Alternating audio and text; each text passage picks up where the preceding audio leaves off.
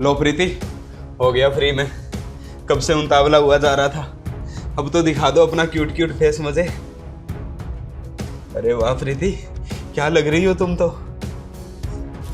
हाथ मत लगाओ मुझे, दूर हो जाओ मुझसे। क्या हुआ प्रीति, ऐसा क्यों कह रही हो? कोई गलती होगी क्या मुझसे? हाँ, गलती ही की है तुमने मुझसे शादी करके। अरे ये सब क्या कह रही हो तुम? मुझे तो कुछ समझ नहीं आ रहा। प्रीति, तुम कहना क्या चाहती हो? साफ साफ कहो ना मुझसे। मेरी बात सुनो प्रीति। मैंने कहा टच मत करो मुझे, वरना तुम्हारे लिए ठीक नहीं होगा। अरे प्रीति, तुम मुझे बताओगी तभी पता चलेगा ना मुझे कि बात क्या है। प्लीज प्रीति, बता दो मुझे क्या बात है।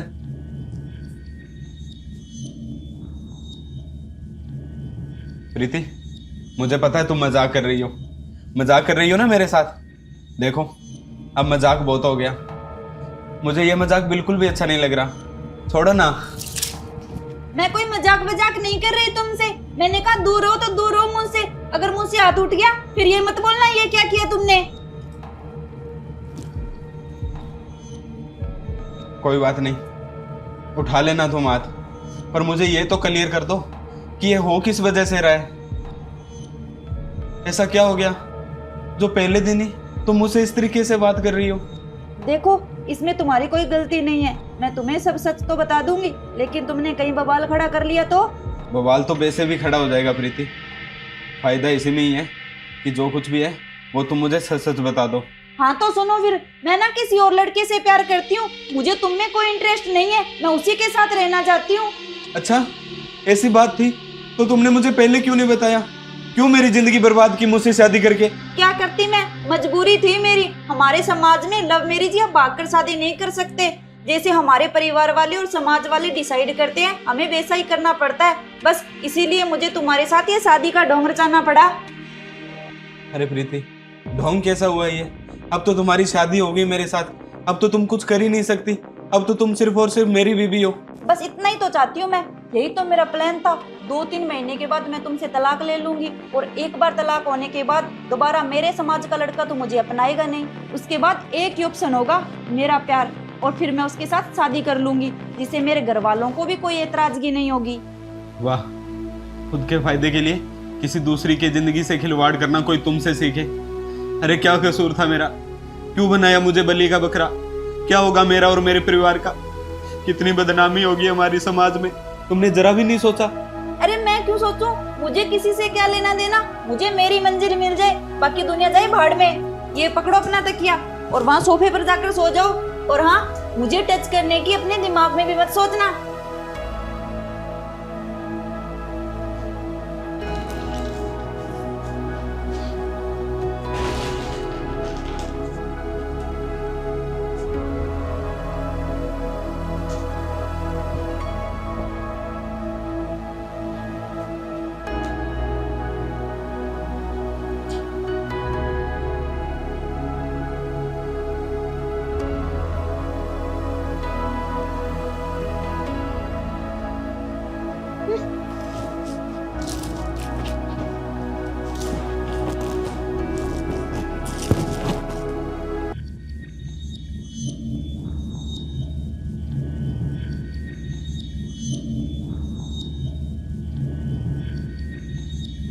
लो बेबी, आ गई मैं। अच्छा, कर रही फिर शादी? हो गई अपने पति की? बेबी, काहे की शादी? तुम्हारा ही तो रचा रचा ये ढोंग था, और अब तुम भी। अरे यार, मजाक कर रहा था। क्या इतना भी हक नहीं है मेरा? क्यों नहीं है? मैं भी तुम पर हक ही जता रही थी।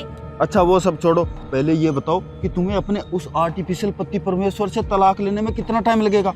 बेबी, कम से कम 2 महीने का टाइम तो बिताना ही पड़ेगा। क्या 2 महीने?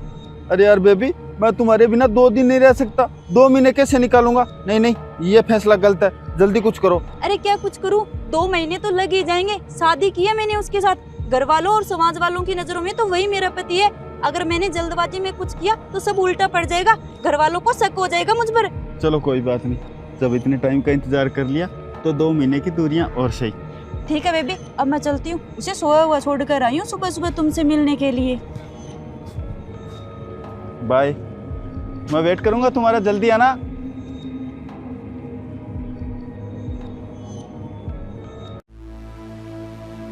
अरे प्रीति, इतनी सुबह सुबह तुम कहाँ चली गई थी? मैंने तुम्हें पूरे घर में ढूंढा पर तुम तो दिखाई नहीं दी।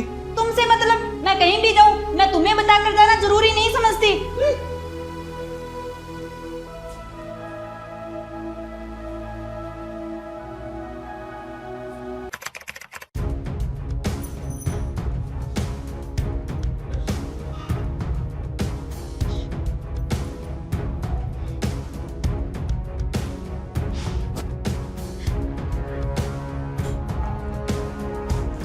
अरे प्रीति, अरे प्रीति, ये क्या कर रही हो तुम? उतरो नीचे। ये क्या करने जा रही थी तुम? अरे कैसे इंसान हो तुम? मैं तुम्हें 2 महीनों से टॉर्चर किए जा रही हूँ और तुम हो कि तुम्हें कोई फर्क ही नहीं पड़ता। देखो बहुत हो चुका, मुझे आज के आज डिवोर्स चाहिए, नहीं तो मैं अपनी जान दे दूंगी। ठीक है प्रीति, मैं अपने स्वार्थ के लिए किसी की जान नहीं ले सकता।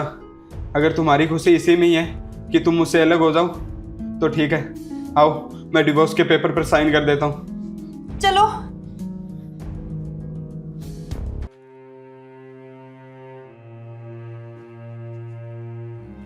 चलो प्रीति, आज से तुम आजाद हो।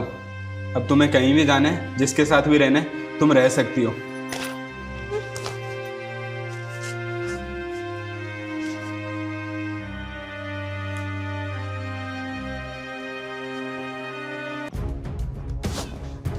लो पुनीत को कॉल करके यहाँ बुला लेती हूँ, फिर उसके बाद हम सीधा कोर्ट में जाकर शादी कर लेंगे।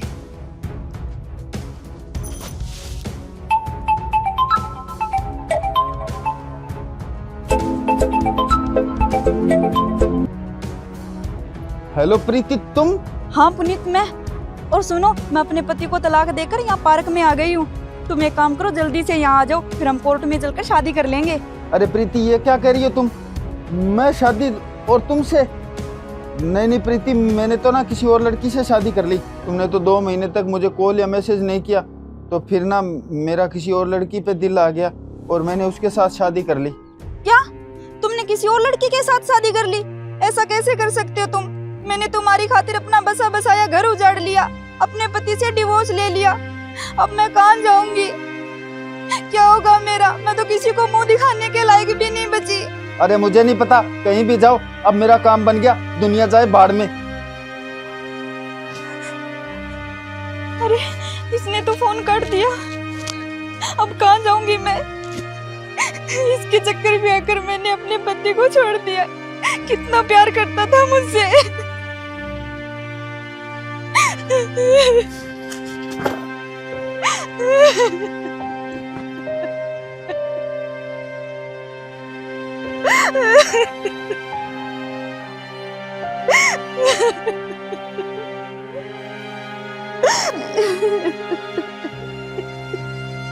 अरे क्या हुआ प्रीति? तुम तो बड़ी खुशी खुशी मुझे छोड़कर आई थी और अब तुम यहाँ बैठकर रो रही हो। क्या बात हो गई? मुझे माफ कर दीजिए। मैंने आपको जिस लड़के के खातिर छोड़ा था, उस लड़के ने तो किसी और लड़की के साथ शादी कर ली। मुझे धोखा दे दिया। प्रीति, इसे धोखा नहीं, सबक कहते हैं। जो तुम जैसे इंसानों को मिलना जरूरी होता है। तुमने मेरे साथ धोखा किया और भगवान ने बिल्कुल तुम्हारे साथ वैसा ही किया, तो पछतावा किस बात का? जो जैसा बोएगा वो वैसा पाएगा, यही तो नियति का नियम है। भुगतो। अरे सुनिए, प्लीज मुझे माफ कर दीजिए। मैं आपके साथ रहना चाहती हूँ, मुझे एक मौका तो दे दीजिए। मैं अपनी सारी गलतियाँ सुधार लूंगी। प्लीज, मैं आपके साथ रहना चाहती हूँ। चलो ठीक है, तुम हाथ मत जोड़ो, मैं उस इंसान के जैसा नहीं हूँ। चलो, और हाँ, आज के बाद ऐसा बिल्कुल भी मत करना। आ जाओ। अरे रुको। अरे जी, अब क्या हुआ? वो बैग तो उठा लो, या फिर से वापस आने का प्लान है?